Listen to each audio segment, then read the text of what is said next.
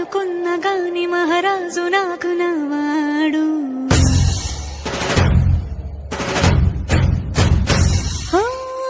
మాట పెడుసైనా మనసులో వెన్న రాయిలా ఉన్నవాడిలోన దేవుడెవరికి తెలుసును నాకన్నా.